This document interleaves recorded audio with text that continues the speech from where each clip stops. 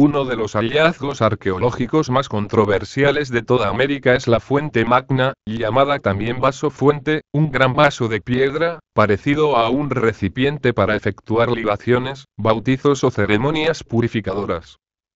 El vaso fue descubierto en Bolivia en 1960 por un campesino en un terreno privado que se dice que perteneció a la familia Manjón, situado en Chua, a unos 80 kilómetros de La Paz, en las cercanías del lago Titicaca. En la parte externa, el vaso contiene algunos bajorrelieves zoomorfos de origen tiwanacoide, mientras que en el interior, además de una figura zoomorfa o antropomorfa, hay incisos dos tipos de escritura diferentes, un alfabeto antiguo, protosumerio, y el quechua, idioma de la antigua Pucara, civilización precursora de Tiwanaku. En 1960, el arqueólogo boliviano Max Portugal Zamora efectuó algunos pequeños trabajos de restauración en el vaso de piedra e intentó descifrar sin éxito la misteriosa escritura que está tallada en la parte interior. Un miembro de la familia Manjón entregó el vaso al municipio de La Paz en 1960. A cambio, la familia Manjón obtuvo un terreno en una zona adyacente a la capital. El objeto permaneció en un sótano del Museo de los Metales Preciosos durante 40 años. Hasta fines del siglo XX, nadie sabía en realidad de dónde provenía la fuente magna y nadie podía imaginar la extraordinaria y fascinante historia que encierra. En el 2000, dos investigadores de La Paz, el argentino Bernardo Viados y el boliviano Freddy Arce, viajaron a Chua, lugar situado al norte del lago Titicaca, y pidieron información a los nativos de lengua aymara sobre el hallazgo de la fuente magna en 1960. Inicialmente, nadie sabía informar ni sobre el vaso fuente ni sobre la familia Manjón, que parecía haberse esfumado. Sucesivamente, encontraron a un anciano de 92 años, llamado Maximiliano, quien después de haber observado una foto de la fuente magna, la reconoció como suya y la denominó el plato del chancho. Maximiliano declaró que el vaso fue hallado muchos años antes en los alrededores del pueblo y que no se le dio ninguna importancia hasta que algunos hombres se lo llevaron, tal vez pagando algo a cambio, para entregarlo luego al municipio de La Paz. Justamente así, uno de los objetos más importantes de toda la historia humana era usado por un campesino como recipiente para dar de comer a los cerdos. Bernardo Viados y Freddy Arce fotografiaron y estudiaron a fondo el célebre vaso, llegando a la conclusión de que era utilizado en la antigüedad para ceremonias religiosas purificadoras.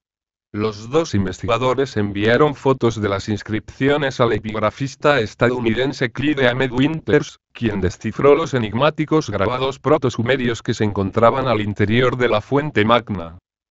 A continuación, la traducción del recuadro central donde están los caracteres cuneiformes. Acérquense en el futuro a una persona dotada de gran protección en el nombre de la Gran Nia. Este oráculo sirve a las personas que quieren alcanzar la pureza y reforzar su carácter.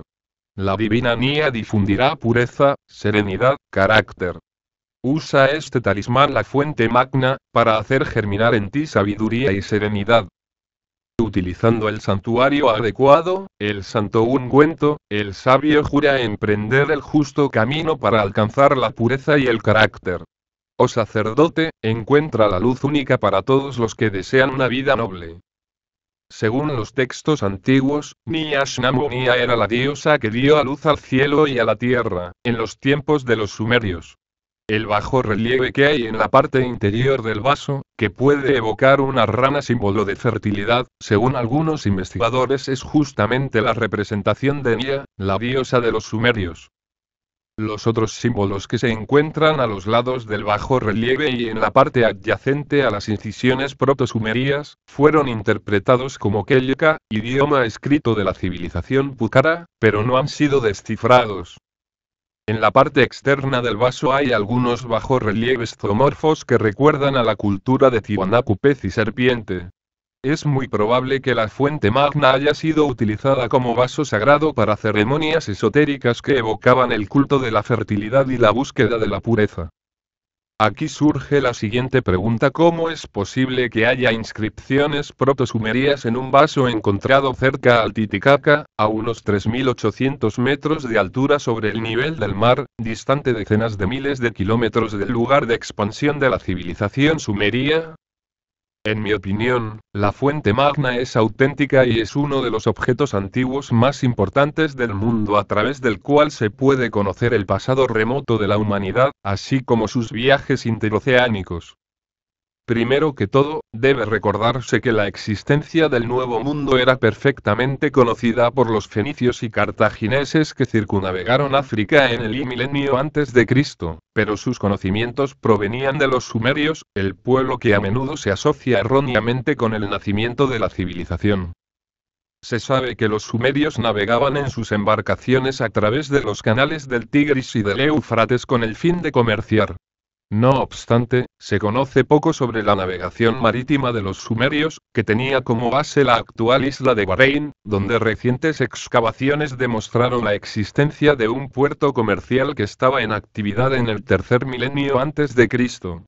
En los textos sumerios, el actual Bahrein se llamaba Dilmunum, y desde allí, las flotas sumerias partían hacia la desembocadura del Indo, de donde remontaban el gran río, llegando a Mohenjo-Daro para intercambiar tejidos, oro, incienso y cobre. Las embarcaciones sumerias eran lanchas que podían desplazar hasta 36 toneladas. Según Bernardo Viados, los sumerios circunnavegaron África ya en el tercer milenio antes de Cristo, pero, una vez que llegaron a las islas de Cabo Verde, encontraron bloqueado el paso por vientos contrarios que soplan incesantemente hacia el suroeste. Por tanto, se vieron obligados a hacer ruta hacia el oeste en busca de vientos favorables.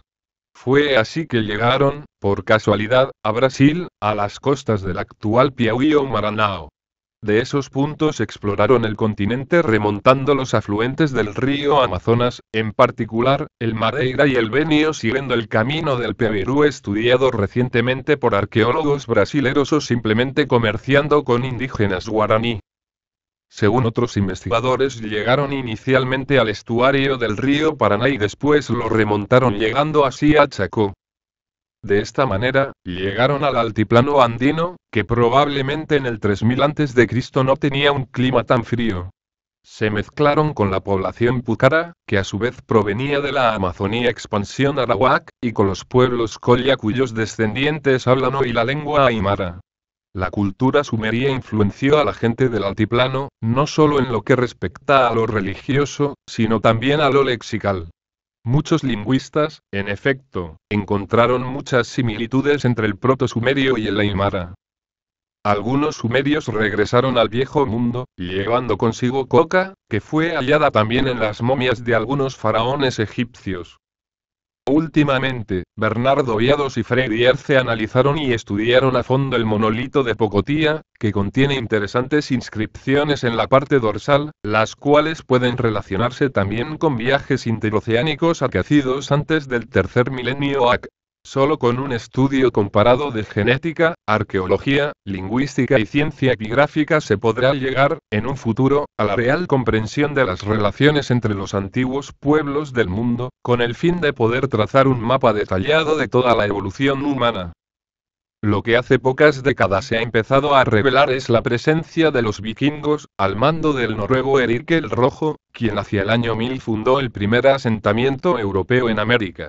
Se adelantó a Colón en 500 años. La presencia vikinga está confirmada por crecientes pruebas arqueológicas. Así, por ejemplo, la arqueóloga canadiense Patricia Sutherland ha ubicado restos que proceden irrefutablemente de la Europa nórdica. Mujer al fin, esta científica de voz dulce y 1,50 de estatura, se sintió fascinada en 1999 por los filamentos suaves de una cuerda descubierta por un sacerdote católico al norte de la tierra de Baffin en Canadá. Esos y otros objetos los envió al Museo Canadiense de la Civilización, en Quebec.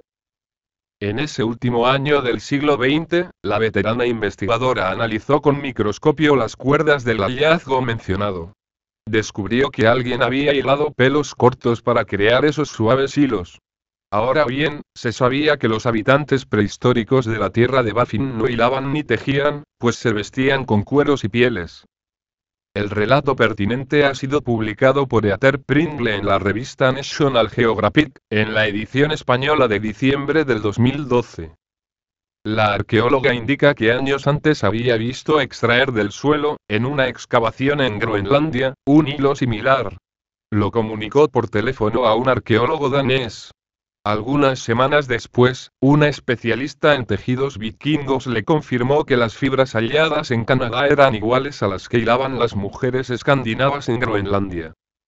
Me quedé petrificada, recuerda la señora Sutherland.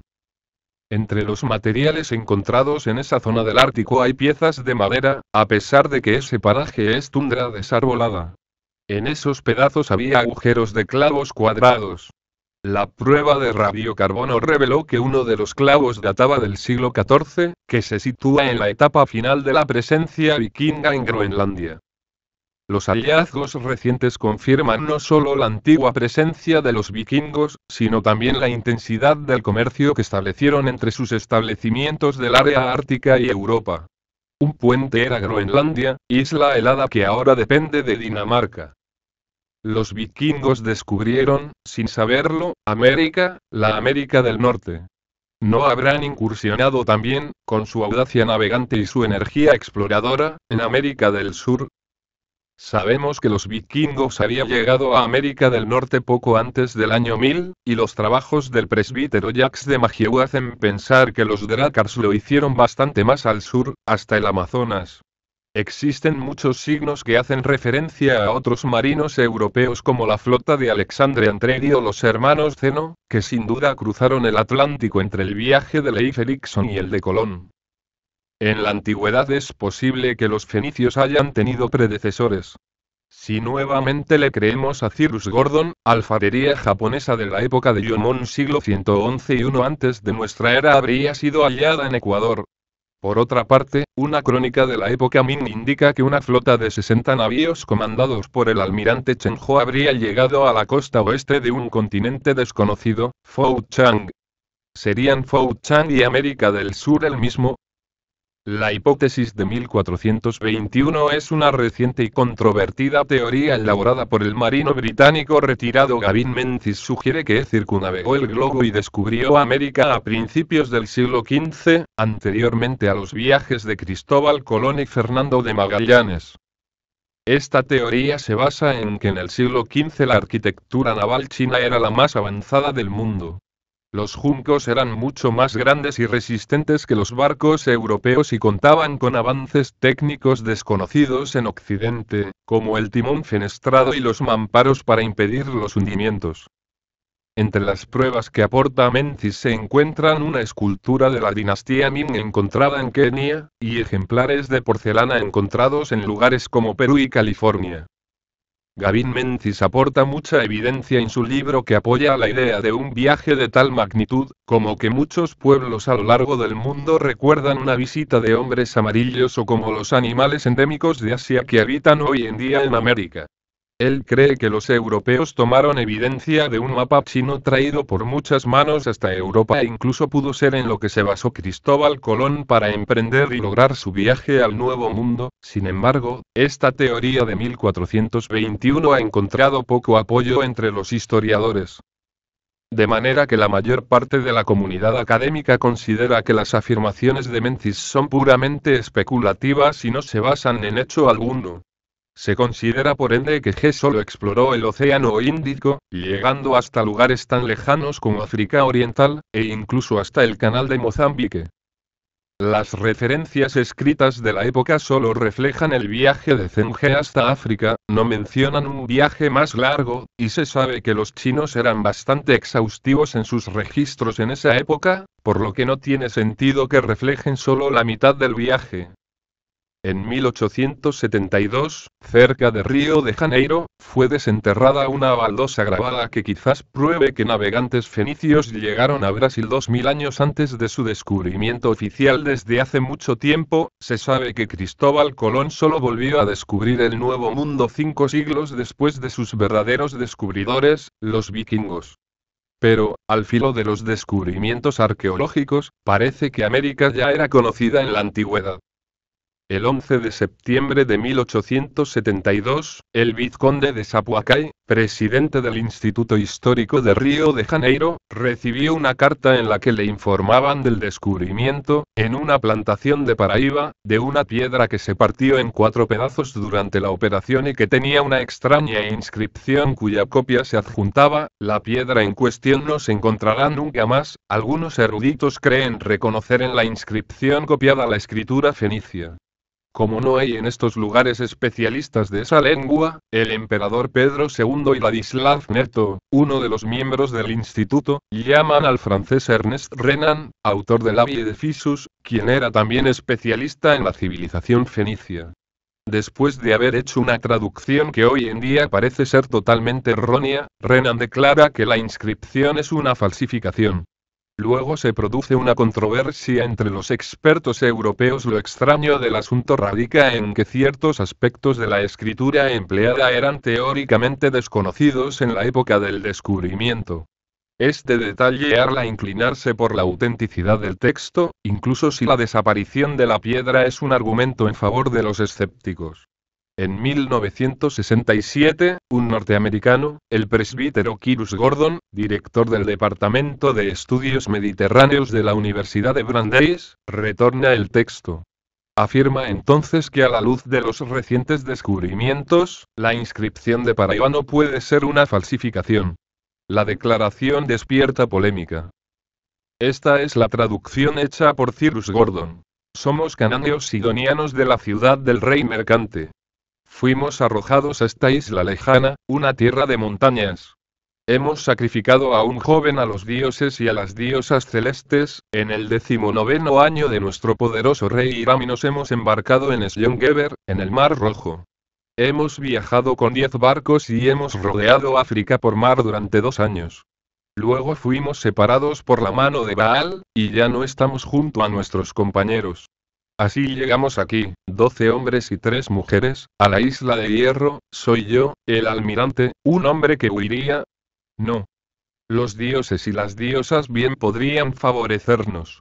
Gordon explica que el rey mencionado no puede ser otro sino Hiram 111, 552, 532 antes de nuestra era, lo que remontarla la inscripción al año 531 antes de Cristo. El control de Gibraltar por los cartagineses explica el rodeo de África por el este, partiendo del Mar Rojo.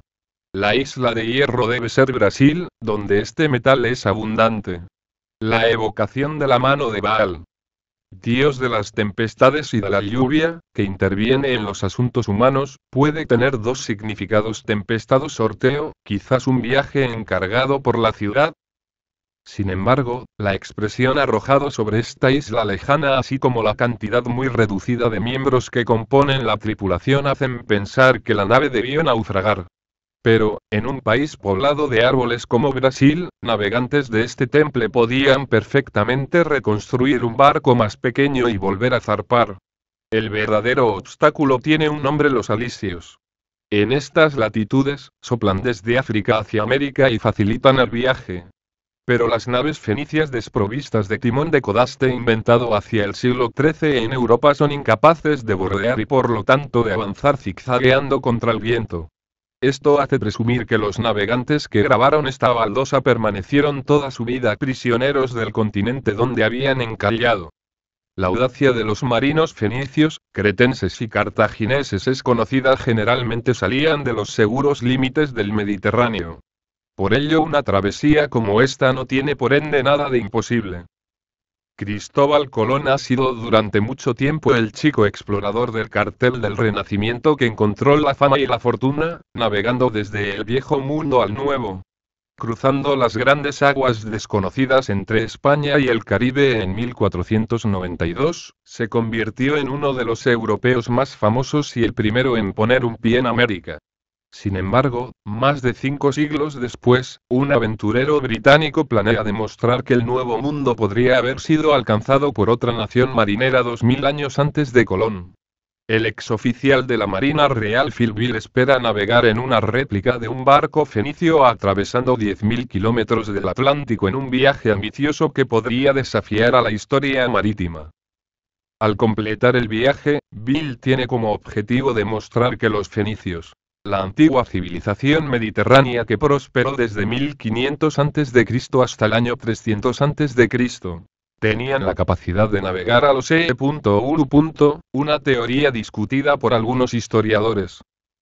Es uno de los grandes viajes de la humanidad y si alguien lo hubiera hecho antes de que Colón, fueron los fenicios, dijo Bill. De todas las civilizaciones antiguas eran los mayores marinos. En Líbano tenían árboles de cedro perfecto para la construcción de barcos consistentes, fueron los primeros en utilizar clavos de hierro, y tenían conocimiento de la astrología y las corrientes.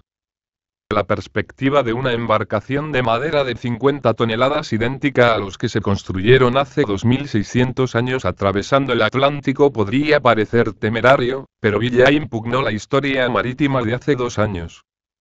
Bill navegó en un barco réplica de los fenicios alrededor de África en 2010, intentando demostrar que la antigua civilización tenía la capacidad de circunnavegar el continente 2000 años antes de lo que demostraban los primeros grabados europeos, que se lo atribuían a Bartolomé Díaz en 1488.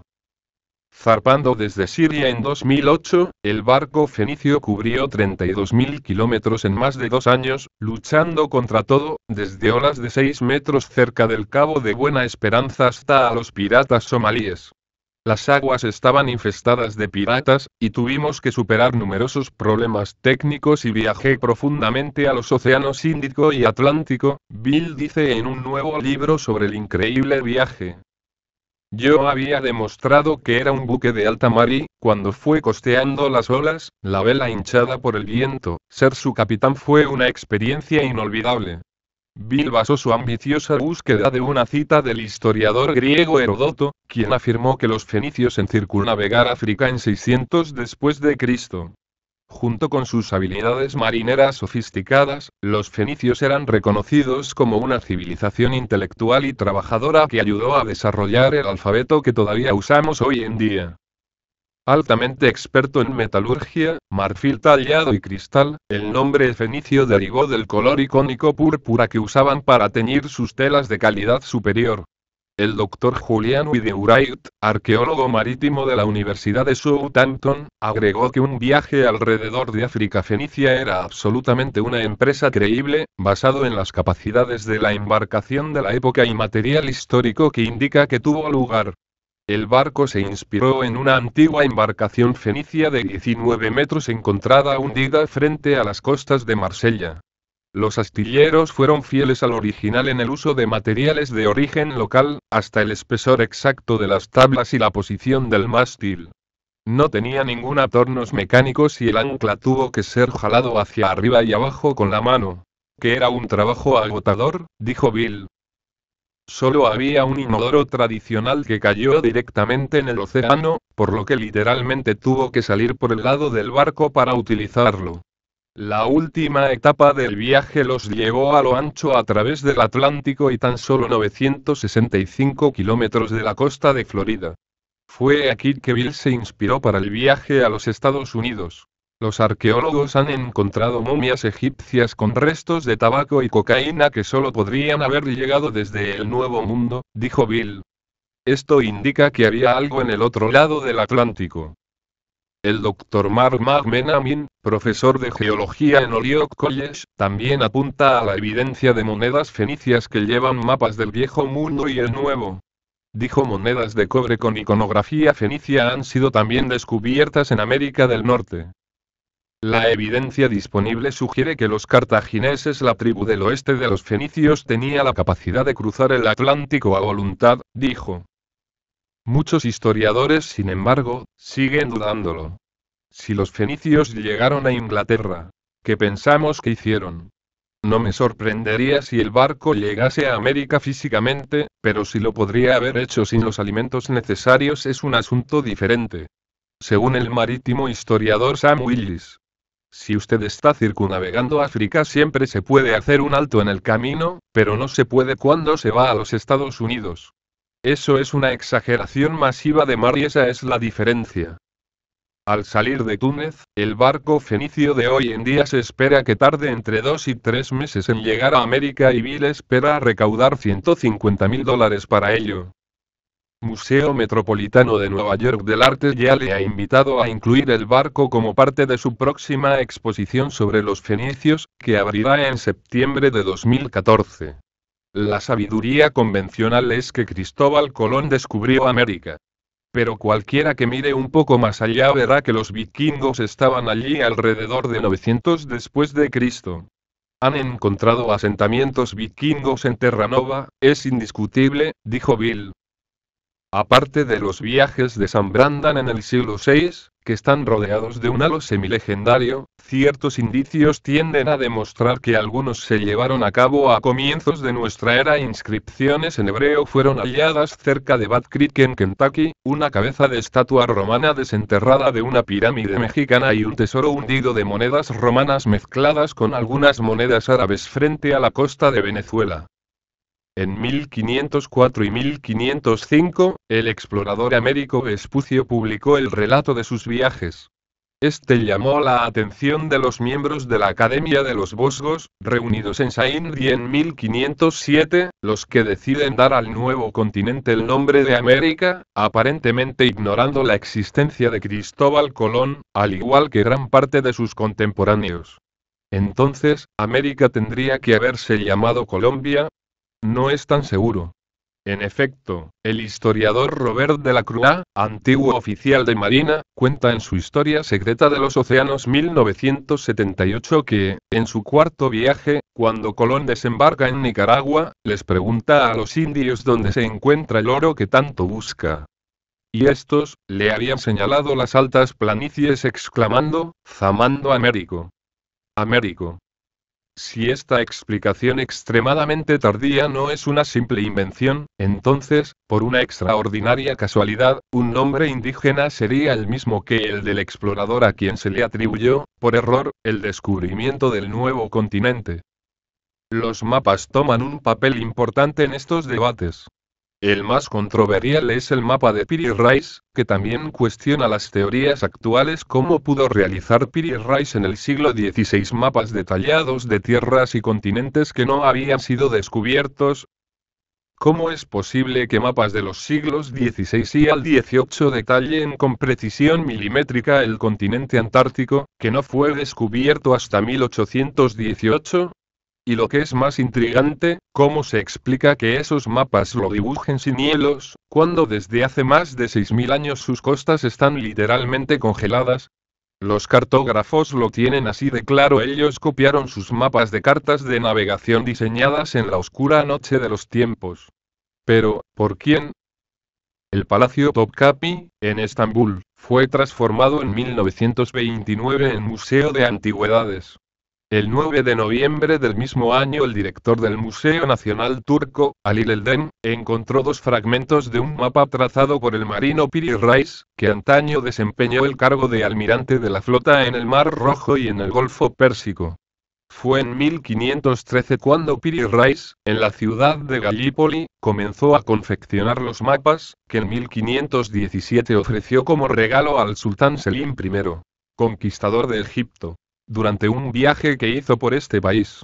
Ya antes de este hallazgo, Piri Reis gozaba en Turquía de gran fama como cartógrafo, al conservarse hasta 215 mapas firmados por él, junto con un escrito marginal, barille, en que el propio autor los comenta. El barille significa colección, y en él, Piri Reis decía que para realizar esta compilación se había basado en mapas más antiguos. En cuanto a los nuevos mapas a los que nos referimos, fueron trazados sobre piel de gacela y aún pueden apreciarse sus exquisitos colores. Los fragmentos hallados forman parte de los planisferios, definitivamente perdidos, según se cree, que utilizaba nuestro almirante. En el barille escribe Piri Reis los dibujó el pobre Piri Reis, hijo de Haj Mehmet, conocido como sobrino carnal de Kemal Reis, en la ciudad de Gelibolu Gallipoli. Dios tenga misericordia de ambos. En el mes del Santo Muharrem del año 919, 9 de marzo, 7 de abril de 1513. Entre los mapas realizados por el Rice, figura uno fechado en 1513, en el cual se incluye Gran Bretaña, España, África Occidental, Atlántico, parte de Norteamérica, Sudamérica y la costa de la Antártida hasta una zona por debajo de África.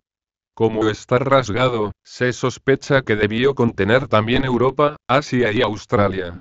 Un segundo mapa datado en 1528 abarca Groenlandia, Labrador, Terranova, parte de Canadá y la costa oriental de Norteamérica, hasta Florida. En el Barille, Piri Rice anotó que preparó sus mapas utilizando también 20 viejos planos y 8 mapamundis confeccionados en la época de Alejandro y que en ellos aparecía la totalidad del mundo habitado. Esta anotación elevó la sorpresa de los investigadores sagrados mucho más altos, de modo que unos mapas fechados en el siglo XVI nos trasladaban de golpe a muchos siglos atrás. Si es así, debemos creer que en los tiempos de Alejandro Magno, siglo VI a.C., eran conocidos los mares y continentes que aparecerían después en el Berille y en los propios mapas de Piri Rice. Durante el Año Geofísico Internacional, 1957, llamaron la atención también los mapas el padre Linehan, antiguo director del Observatorio Astronómico de Weston y cartógrafo de la Marina estadounidense. Su conclusión fue la misma: los mapas, especialmente la zona de la Antártida, son increíblemente precisos, llegando a ofrecer datos que a nosotros únicamente nos constan después de las expediciones antárticas que suecos, británicos y noruegos llevaron a cabo en 1949 y 1952. El 28 de agosto de 1958 tuvo lugar en la Universidad de Georgetown una audición pública de Mallory y Linehan, que fueron interrogados por un tal Warren. He aquí algunos extractos de las actas Warren. Nos resulta hoy difícil comprender cómo unos cartógrafos anteriores a nosotros en muchos siglos pudieron llegar a ser tan precisos, siendo así que apenas acaban de nacer los métodos científicos de la moderna cartografía. Mallory, este problema nos dio, naturalmente, no poco que pensar. En todo caso, no podemos imaginar cómo fue posible trazar un mapa tan exacto sin la ayuda de un aeroplano. El hecho es que aquellos cartógrafos lo hicieron y, por si ello fuera poco, los grados de longitud fueron determinados de modo absolutamente correcto, cosa que solo hace 2 siglos hemos podido conseguir nosotros. Warren, padre Linehan. Usted, que ha tomado parte en las investigaciones sísmicas de la Antártida, ¿comparte el entusiasmo de su colega por estos nuevos descubrimientos? Linehan, desde luego. El método sísmico nos ha permitido descubrir cosas que parecen confirmar en gran medida los detalles geográficos apuntados en esos mapas. Mapas de tierra firme, proyección de las montañas, mares, islas, etc. Creo que con el método sísmico podríamos quitar aún más hielo de todas estas tierras señaladas en los mapas, y se comprobaría que son todavía más correctos de lo que nos inclinamos a pensar. Las mediciones abarcaban territorios desconocidos en la época del navegante turco Piri Rice.